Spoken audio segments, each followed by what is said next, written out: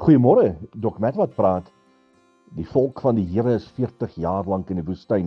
Hier aan die begin van hulle woestyntog is dit so, alles is vreemd. Son bak neer op hulle, al is daar nou 'n wolkkolom, dit is steeds warm. Die woestynsand is vuurwarm en daar kom natuurlik 'n groot dors saam met hitte saam. En die volk is dors en hulle begin murmureer en hulle sê hulle moet water kry. Het hulle maar eerder in Egipte gebly, maar nou is hulle in die woestyn sonder water. Maar hulle kom by Mara aan. Nou Mara, die woord Mara is bitter. En toe hulle die water proe, die water wat daar is bitter. Onsmaaklik. Maar Jesus maak die bitter water soet. En as jy nou in 'n tydperk in jou lewe is, dat dinge rondom jou bitter is, en is nie lekker nie.